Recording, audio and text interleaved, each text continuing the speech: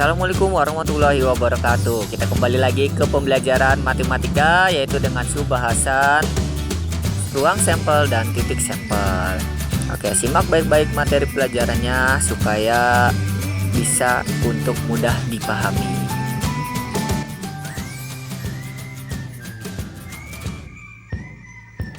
Oke, kita lanjut ke pengertian ruang sampel dan titik sampel. Definisi ruang sampel. Ruang sampel adalah himpunan dari semua hasil yang mungkin pada suatu percobaan atau kejadian. Ruang sampel suatu percobaan dapat dinyatakan dalam bentuk diagram pohon atau tabel. Kemudian untuk definisi titik sampel adalah anggota-anggota dari ruang sampel atau kemungkinan-kemungkinan yang muncul.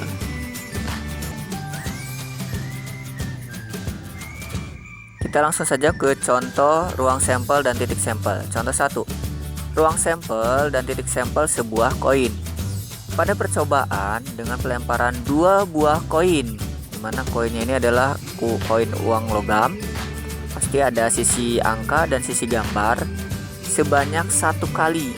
Jadi koinnya ada 2, dilempar sebanyak 1 kali.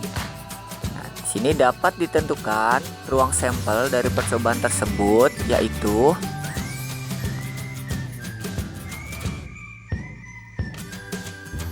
berdasarkan diagram pohon, kejadian yang mungkin muncul. Kita lihat koinnya ada 2, koin 1, koin 2. Koin 1 kemungkinan akan muncul angka, kalau nggak angka berarti gambar. Koin 2 juga sama, angka atau gambar.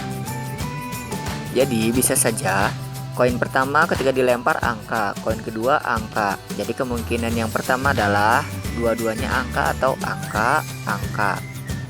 Kemungkinan yang kedua, koin pertama angka, koin keduanya gambar. Jadi kalau kita gabung akan menghasilkan angka dan gambar. Kemungkinan yang ketiga adalah koin pertamanya gambar, koin keduanya angka. Jadi akan menghasilkan ruang sampel yaitu gambar, angka. Dan kemungkinan yang keempat adalah gambar. Dari percobaan koin ke-1-nya gambar, koin keduanya juga gambar. Sini ada keterangan A ini muncul sisi angka pada kedua koin ini, dua-duanya angka.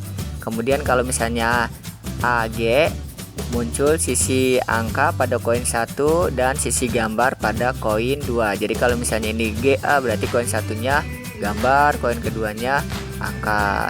Ini sudah ada penjelasannya sedikit.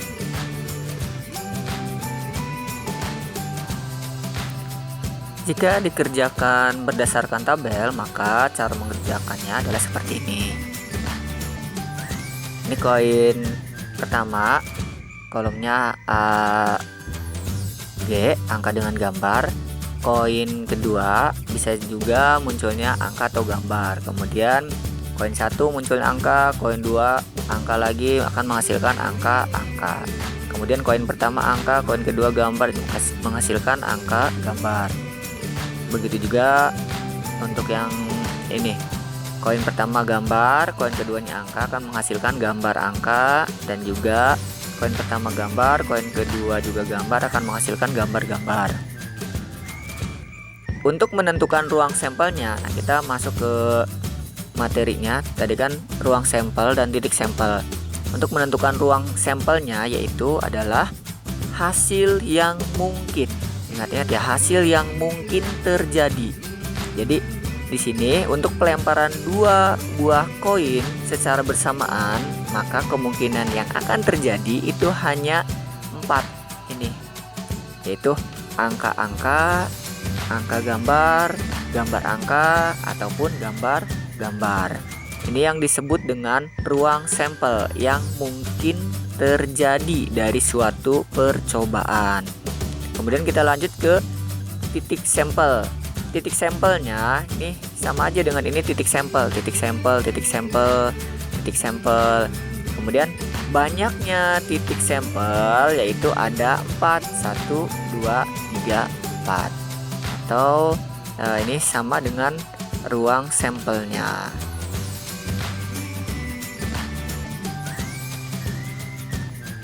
Oke, kita lanjut ke contoh yang kedua. Titik sampel sebuah dadu. Dua buah dadu yang sama, yang berbentuk kubus, bermata 6, dilempar bersama-sama sebanyak 1 kali. Dapat ditentukan titik sampel dari percobaan tersebut, yaitu kita mengerjakannya berdasarkan tabel. Kejadian yang mungkin muncul dari dua buah dadu yang dilempar secara bersamaan yaitu seperti ini tabelnya. Kita buat tabel. Dadu pertama itu bisa saja mungkin angka yang muncul itu ketika dilempar itu angka 1, angka 2, angka 3, angka 4, 5 ataupun 6. Kemudian dadu yang kedua juga ketika dilempar kemungkinan angkanya itu hanya 1, 2, 3, 4, 5, 6. Mungkin nggak angka 7? Nggak mungkin, karena dadu itu hanya mempunyai 6 angka atau 6 sisi. Nah, ketika kita urutkan di sini angka-angka yang munculnya mulai dari angka 1 sampai 6. Misalnya dadu pertama dilempar, muncul angka 1, dadu kedua dilempar secara bersamaan, munculnya angka 1 lagi, maka akan menghasilkan titik sampel yaitu 1,1. Atau mungkin contoh yang lain, ketika dadu 1 dan dadu kedua dilempar secara bersamaan, dadu yang pertama munculnya angka 3, dadu yang keduanya angka 2, maka akan menghasilkan titik sampel 2,3. Begitu dan seterusnya. Jadi di sini nggak ada angka 7, 8 gitu ya, karena itu adalah kemustahilan, sesuatu yang nggak mungkin. Nah, kita bahas di sini kejadian yang mungkin itu yang kita tetapkan sebagai ruang sampel dan hasil dari percobaannya ini disebut dengan titik sampel ya, yang mungkin dari suatu percobaan di sini titik sampelnya. Jadi berdasarkan tabel di sini titik sampelnya yaitu sebanyak 36 kemungkinan. Bisa saja kemungkinan yang pertamanya 1,1 dan seterusnya sampai dengan 6,6. Sekian untuk pembelajaran matematika pada pertemuan kali ini. Kita lanjut lagi di video-video berikutnya. Terima kasih. Assalamualaikum warahmatullahi wabarakatuh.